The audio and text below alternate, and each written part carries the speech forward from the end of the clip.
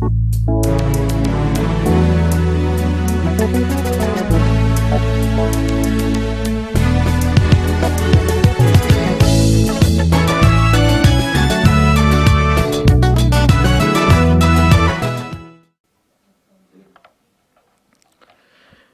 amis téléspectateurs, vous qui êtes habitués à suivre votre émission préférée Apprenons à prier, nous vous saluons dans le précieux nom de notre Seigneur et Sauveur Jésus-Christ. Aujourd'hui, nous avons encore une fois de plus l'occasion de réfléchir, de méditer, de partager une réflexion sur les moyens qui nous permettent de mieux nous faire exaucer. Parce que, vous savez, en tant qu'être humain, nous avons des besoins. Nous avons des besoins qui doivent être exaucés. Nous voulons être exaucés dans nos demandes. Et voilà pourquoi l'objectif de cette émission est de nous aider à savoir comment nous pouvons arriver à obtenir justement de Dieu tout ce que nous sommes en train de chercher.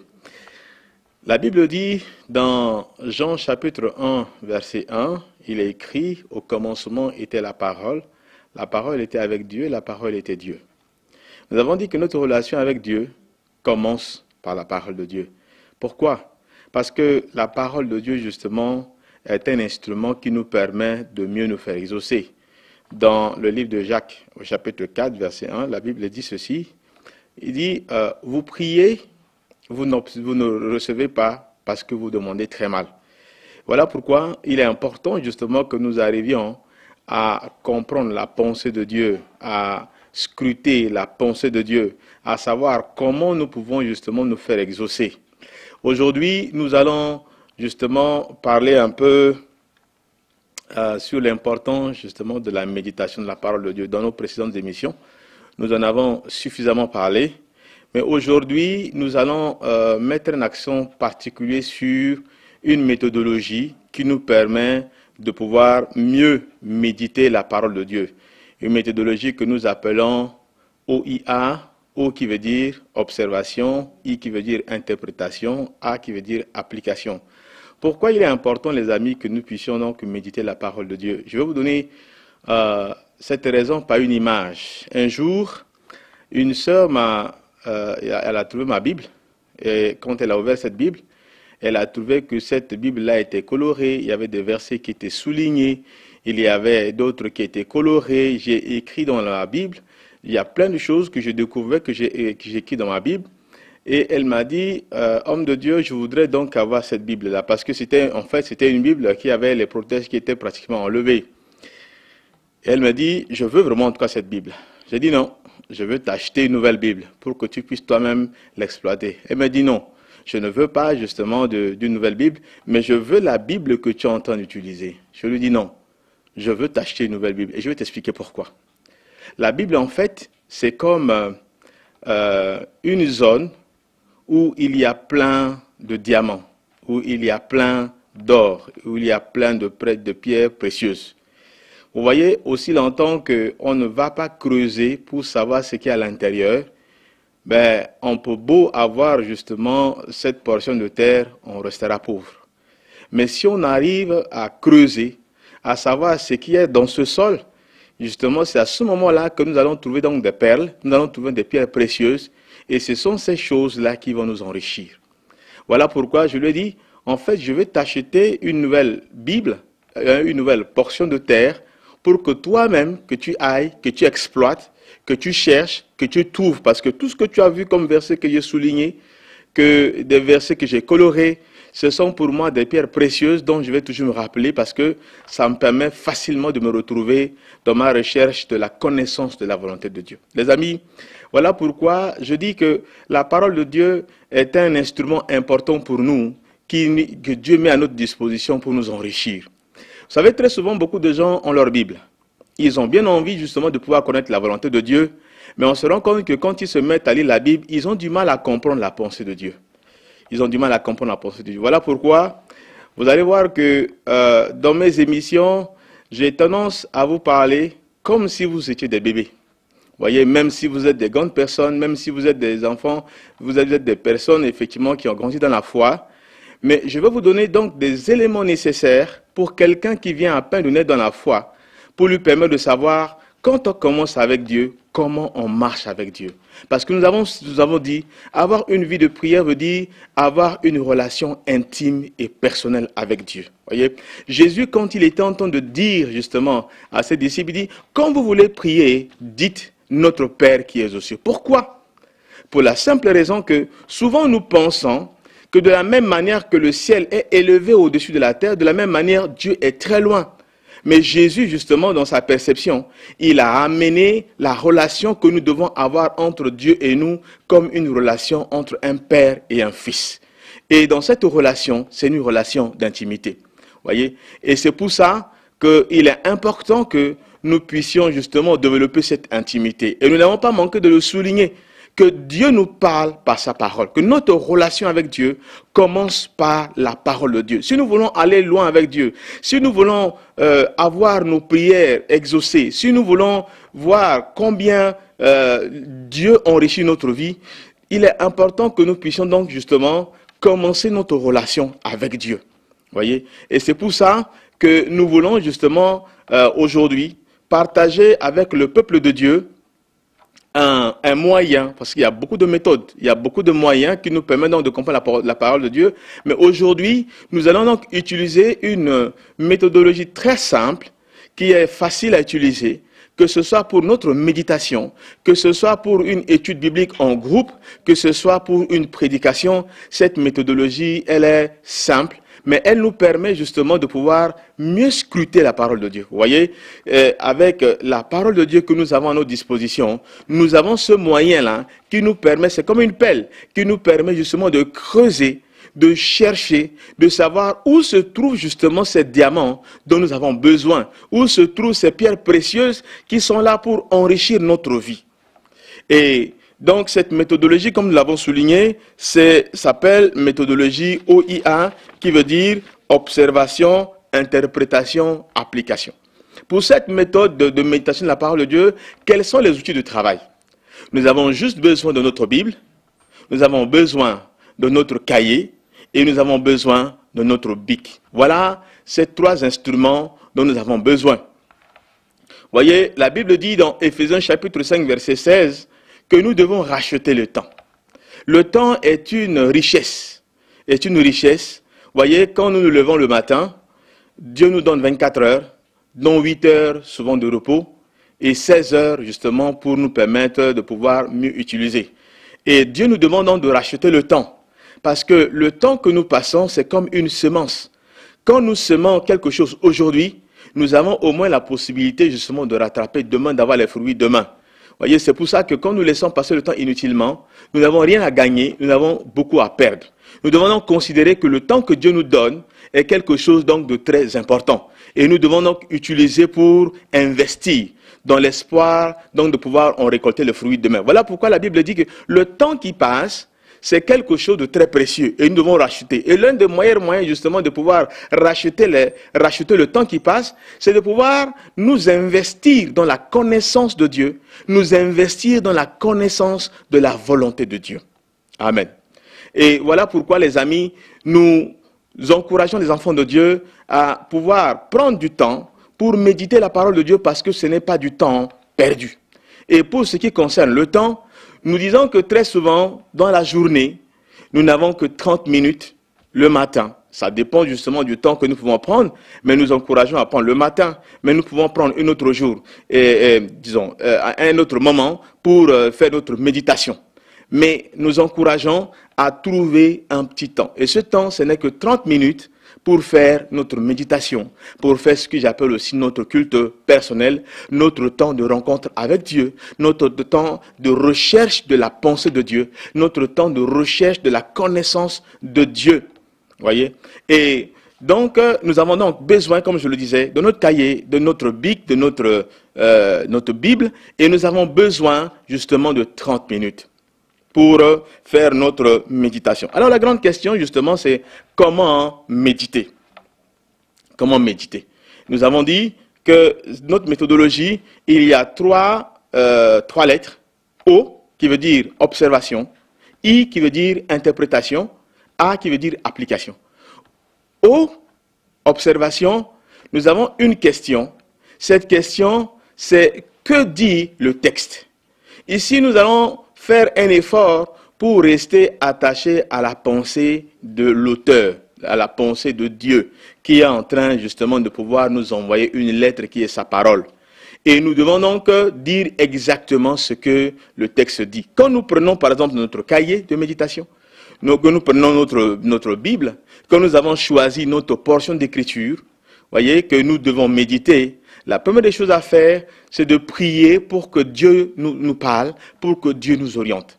Après avoir prié, nous allons donc prendre notre texte.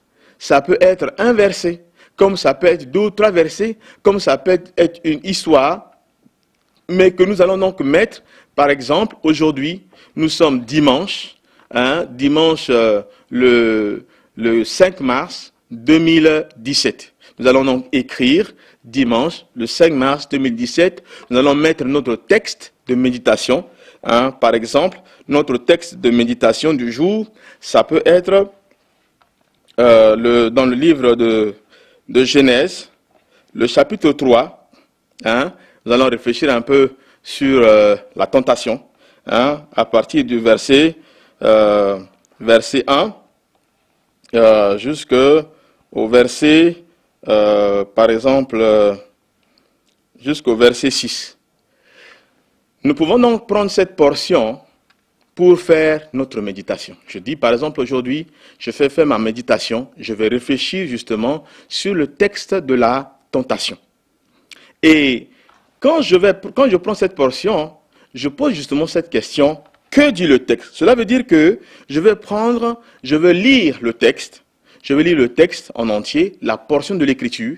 Si c'est un verset, je vais prendre le verset, je vais l'écrire.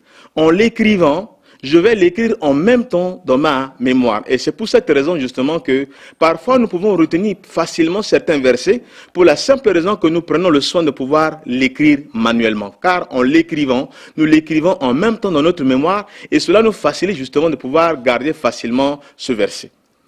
Et donc quand j'ai pris mon texte, si c'est, comme je dis, comme si c'est 1 ou 2 versets, je peux l'écrire entièrement.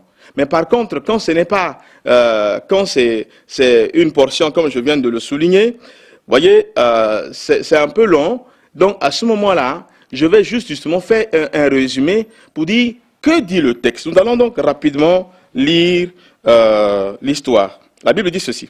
Le serpent était le plus rusé de tous les animaux des champs que l'Éternel Dieu avait fait.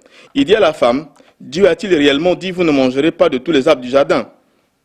La femme répondit au serpent, nous mangeons du fruit des arbres du jardin, mais quant au fruit de l'arbre qui est au milieu du jardin, Dieu a dit, vous ne mangerez point et vous n'y toucherez point de peur que vous ne mouriez. Alors le serpent dit à la femme, vous ne mourrez point, mais Dieu sait que le jour où vous en mangerez, vos yeux s'ouvriront et que vous serez comme des dieux, connaissant le bien et le mal. La femme vit que l'arbre était bon à manger et agréable à la vue et qu'il était précieux pour ouvrir l'intelligence. Elle prit de son fruit et en mangea. Elle en donna aussi à son mari qui était auprès d'elle et il en mangea. Voilà ce que le texte dit. Alors, quand je vais justement répondre à la question, que dit le texte? Je vais juste prendre un petit résumé en disant que la Bible dit que le serpent était l'animal le plus rusé. Il est venu, il s'est pointé justement vers la femme et il a dit à la femme, Dieu a-t-il réellement dit, vous ne mangerez pas les fruits justement de cet arbre? La femme lui répond, Dieu a dit non, on n'en mangera pas. Parce que le jour où nous en mangerons, nous allons mourir. Alors, la Bible dit que le serpent répond à la femme, il dit que vous ne mourrez point. Dieu sait que le jour où vous en mangerez, ce jour-là, vos yeux vont s'ouvrir. Vous aurez vous serez intelligent. Et la Bible dit que la femme a observé et elle a trouvé qu'effectivement le fruit était bon à manger. Vous voyez, voilà un peu un texte qui peut justement sur lequel nous pouvons donc porter notre méditation. C'est une histoire, par exemple, que nous avons l'habitude de lire. Mais en lisant le texte, nous allons comprendre que ce texte, effectivement, a une richesse, a quelque chose justement de très en profondeur. Nous allons très en profondeur. Alors, donc, la question, que dit le texte? Je viens justement de faire le résumé. Ensuite, maintenant, dans ce texte, ça nous permet justement de voir les différents acteurs qui sont dans le texte. Les différents acteurs, par exemple, on a le serpent, on a la femme, on a l'homme. L'homme, en fait, qui apparaît en dernière position. Amen. Et justement, quand on essaie de voir le texte, en prenant ces trois acteurs, nous allons donc porter notre attention sur le comportement de chacun. Vous voyez, quand le serpent vient poser la question à la femme, il dit, Dieu a-t-il réellement dit, vous ne mangerez pas? Vous voyez? Et la femme dit, oui, Dieu a dit que nous n'allons pas en manger parce que le jour où nous allons manger, nous allons mourir. Et le serpent, justement, reprend en disant, si vous mangez, vous n'allez pas effectivement mourir. Et à ce moment-là, la Bible dit que les yeux de la femme se sont ouverts. Et donc, vous voyez que le comportement, la question que le serpent a posée à la femme a attiré l'attention de la femme justement sur la chose. Le serpent est parti sur quoi? Il est parti justement sur un ordre que Dieu a donné. Il a dit, Dieu a-t-il réellement dit? Il a dit ça à la femme. Et à ce moment-là, la femme dit, oui, c'est ce que Dieu a dit. Vous voyez? Et à ce moment-là, il dit justement que Dieu, en fait, ce qu'il voulait dire, c'est ce que Dieu a menti. Mais en fait, cette partie, nous allons voir ça dans la partie interprétation. Mais nous allons rester fidèles dans la partie observation. Nous restons fidèles à la pensée du texte. Et ça nous permet justement de pouvoir mieux comprendre justement la pensée de Dieu qui est contenue dans ce texte. Et donc, on nous posait la question, que dit le texte? Nous faisons donc un bref résumé et nous avons donc une idée. Nous avons une idée sur le texte, nous avons une idée sur le comportement des acteurs qui sont dans le texte et ça nous permet justement de savoir comment tirer une meilleure compréhension justement de ce qui se passe. Alors, maintenant, quand nous allons donc à l'aspect interprétation. À l'aspect interprétation, nous avons justement, il y a une grande question à laquelle nous devons répondre, c'est que signifie le texte? Ici, nous abordons une partie qui nous permet à nous de pouvoir donner notre opinion, de pouvoir comprendre la pensée justement du texte. En partant justement de que signifie le texte, cela va nous permettre justement de pouvoir tirer un certain nombre, est-ce qu'il y a des commandements, est-ce qu'il y a des principes que nous pouvons donc justement tirer de notre texte. Et c'est là où justement nous pouvons commencer à interpréter, c'est-à-dire qu'à donner notre opinion justement de ce que nous avons lu. Dans le texte, dans la première partie observation, nous restons fidèles à la pensée de l'auteur. Mais dans la partie interprétation, nous commençons à donner notre opinion, ce que nous pensons, les principes que nous tirons, que nous estimons qui sont importants, que nous tirons justement de l'histoire. Qu'est-ce que nous tirons justement comme principe que nous voyons justement dans le texte? En voyant le texte, la Bible dit, le serpent est venu vers la femme, et le serpent a commencé par poser la question, Dieu a-t-il réellement dit? Ça veut dire que chaque fois quand il y a un ordre que Dieu donne, et que ça commence par une remise en cause de cette question, le but c'est de semer le doute. À ce moment-là, chaque fois que la parole de Dieu est remise en cause, cela veut dire qu'il y a la main de l'ennemi derrière qui est là pour s'aimer, pour créer en nous le doute. Le texte dit, Dieu a-t-il réellement dit? Vous voyez? Alors que Dieu a dit, vous ne mangerez pas. Mais le texte dit, Dieu a-t-il réellement dit? Et quel est le principe justement que nous tirons de là? Nous comprenons qu'en fait, donc, que chaque fois que la parole de Dieu est remise en cause, c'est qu'il y a la main justement de l'ennemi derrière. Ensuite, le texte dit en fait que la femme a observé. Chaque fois, elle a vu, ça n'a jamais attiré son attention. Mais du moment où le diable a parlé, à ce moment-là, elle a commencé à regarder les choses un peu plus profondément. Et elle a pris, elle a mangé, et elle a donné à son mari qui était justement auprès d'elle. L'autre grande question justement que nous posons, ou alors quel grand principe, pourquoi est-ce que le diable n'est-il pas passé directement par l'homme pour justement amener à la désobéissance? Nous comprenons que le diable est resté, il a juste observé que la femme a une influence naturelle sur l'homme. Que c'est un don que Dieu a fait à la femme, une influence naturelle. On peut passer par autre chose, mais quand effectivement on passe par la femme, on peut atteindre l'homme plus facilement. Parce que Dieu a fait à la femme un don. Ce don, c'est l'influence naturelle qu'elle a sur son mari. Le diable n'a rien créé, les amis. Et donc, nous comprenons que, deuxième principe, c'est que Dieu a fait un don à la femme.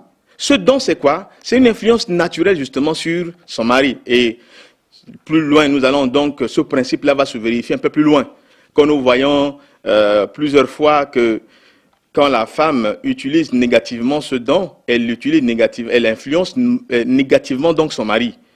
Quand elle utilise positivement ce don, on se rend compte qu'elle influence positivement effectivement son mari. Et donc nous tirons comme ce principe que c'est un don que Dieu a fait à la femme. Vous voyez, partons juste doucement de cette méditation, nous commençons à tirer des principes qui nous permettent donc de pouvoir mieux comprendre la pensée de Dieu. Ça, ce sont quelques exemples que je donne pour aller un peu plus rapidement. Maintenant, quand j'arrive justement sur l'application, l'application en fait c'est que qu'est-ce que ce texte-là me dit à moi? Qu'est-ce que j'en tire justement comme leçon? Vous voyez? Ce que je peux dire, donc ce que j'en tire par exemple comme leçon, je donne un exemple, c'est que quand Dieu dit quelque chose, je m'en tiens à ce que Dieu a dit. Voilà effectivement une leçon que j'en tire. Quand Dieu a parlé, je reste sur la base de ce que Dieu a dit. Chaque fois que la parole de Dieu donc sera remise en cause, je dois faire très très attention. Parce que une bonne application me permet justement de pouvoir bien prier par la suite. Je prie en partant de ce que j'ai compris. Par exemple, si j'ai une femme, je comprends que selon ce texte, Dieu a fait ce don à la femme et que la femme justement a une influence naturelle. Je vais prier pour ma femme pour demander à ce que justement l'influence, bien le don que Dieu lui a fait, qu'elle puisse donc utiliser cela positivement. Amen. Donc voilà pourquoi les amis, il est important que nous puissions méditer la parole de Dieu. Nous n'avons pas assez de temps donc pour décortiquer, mais vous comprenez que il est important justement que nous puissions méditer la parole. Sur cette base, je ne veux pas aller trop loin, mais il n'y a que 3 questions. Que dit le texte? C'est la partie observation. Que signifie le texte? C'est la partie interprétation. Et qu'est-ce que le texte me dit à moi? Qu'est-ce que je tire comme principe? Qu'est-ce que je tire comme commandement? Qu'est-ce que je tire comme promesse? Y a-t-il une promesse à laquelle justement je peux me soumettre, un commandement ou plutôt auquel je peux me soumettre, ou bien une promesse justement que je peux réclamer? Et partant de cela, je peux justement prier pour réclamer justement cette promesse. S'il y a un péché que je dois confesser, je dois demander pardon. S'il y a un commandement auquel je dois me soumettre, je dois prier pour demander effectivement que le Seigneur m'aide à appliquer. Les amis, voilà pourquoi il est vraiment très très important que nous puissions comprendre la pensée de Dieu. Je sais que beaucoup de ceux qui me regardent, ils ont déjà utilisé cette méthode, ils ont déjà utilisé plein d'autres méthodes. Mais je dis que pour toute personne qui veut commencer sa marche avec Dieu, voyez, c'est important qu'il commence sa marche en mettant l'accent sur la parole de Dieu, parce que mieux nous connaissons la pensée de Dieu, mieux nous connaissons la parole de Dieu, cela nous facilite, cela nous permet de mieux comprendre la pensée de Dieu et cela nous permet justement de nous faire exaucer plus facilement. Voilà pourquoi nous n'avons pas manqué de souligner que l'une des raisons pour lesquelles Dieu ne nous exauce pas, c'est quand nous n'avons pas d'intérêt pour la parole de Dieu.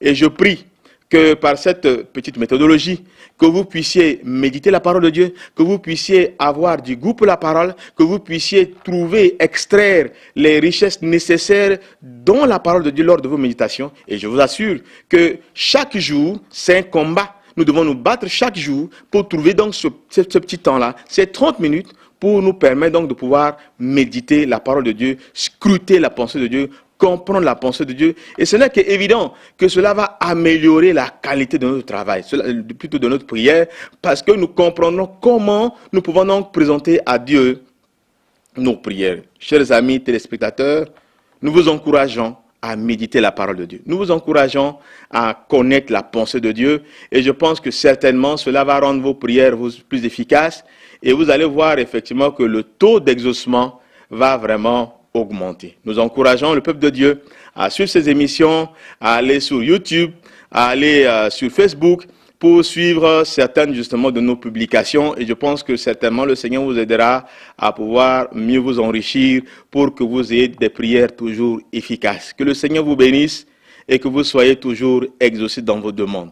Et si le Seigneur permet à ce que ces enseignements-là vous soient en richesse, N'oubliez pas de nous partager vos pensées, nous partager vos témoignages. Vous avez donc à l'écran notre adresse mail, notre page Facebook, et donc par lesquelles vous pouvez nous joindre plus facilement, ainsi que notre numéro de téléphone. Que Dieu vous bénisse et que vous puissiez faire constamment l'expérience de prière exaucée. Amen.